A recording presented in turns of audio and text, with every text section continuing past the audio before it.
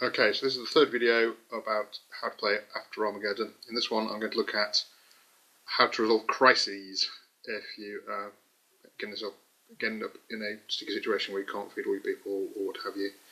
And that's the crisis chart there.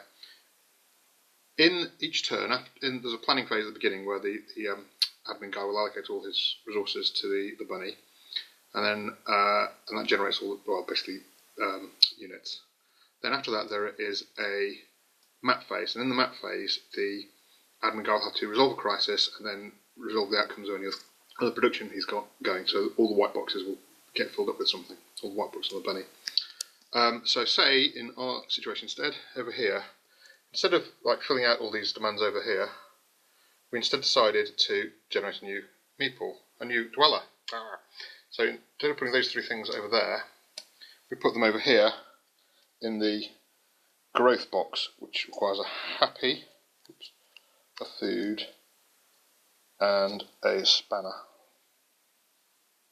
Here we go. Spanner.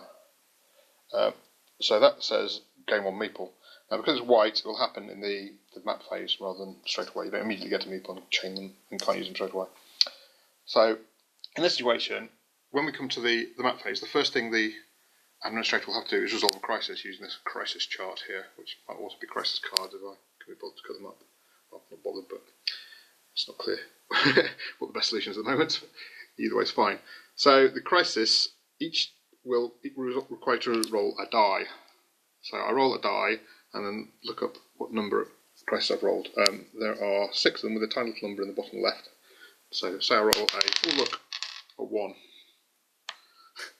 Then I look at that box 1, which is got a little box, 1 at the bottom, and resolve all of the effects in that box. So each of these boxes has 4 elements to it. The first one is sort of like the worst kind of effect, and then the other 2 are slightly lesser, and the last one is sort of to do with the fauna of the wasteland. So the first 3 all have a condition that happens, a consequence that happens based on a missing resource. So in this case, the first one is missing food. So every red splodge we had up here will be 1 missing food. Not these brown ones because they're really black, remember. So that would be one missing food there.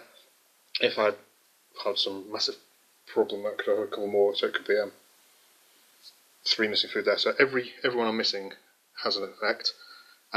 Similarly, the next one is per missing happy, and the third one is per missing power. The second one is always two losses per thing, and the third one is 1 per missing thing. So in this case, with my extreme hunger, 1 dweller would desert, or whatever, get eaten, per missing food. So I'm missing 1 food, so one of my dwellers, straight away, has disappeared, so my growth was a bit pointless because I've already lost it. And I take a dweller from anywhere because it's already resolved and just plonk him back. I'll take this guy there, plonk him back on the display. You always take off from left to right and 1 row at a time. So when you put him back, he goes back from right to left on the most unfilled row. The next crisis is a strike, which is 2 dwellers per happy are wasted. Wasted things. Next turn 2 dwellers per unhappy face are wasted. So that means that next turn I have to commit 2 dwellers to striking, to do nothing, for every unhappy face. I have 1 unhappy face, so I need to put 2 dwellers into the crisis losses box for the next turn. So I just take any 2 dwellers and put them there. So next turn they are committed to doing that instead of to doing anything useful.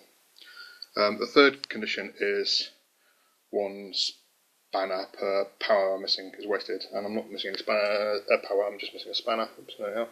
So that wouldn't trigger. But if it did trigger, say I'd rolled a different number, like a 3, where it's 1 food per spanner is wasted, I'd have to take a food from the chart, because that's where they all are at the moment, oh, this one down here, and put it in the wasted box for next turn. So for next turn, you'd end up with a reduction.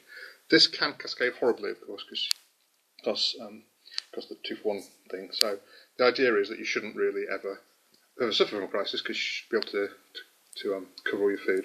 But if you want to chance it, then it can turn into a horrible death spiral, because get knock-on consequences of being short of things.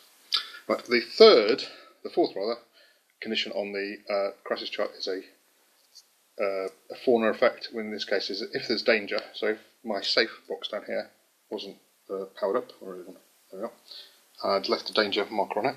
So I'm taking that risk. Then a death claw wanders in and eats two dwellers. So that's quite a bad consequence, and that can happen on all three of those dice rolls as well. So it's be safe.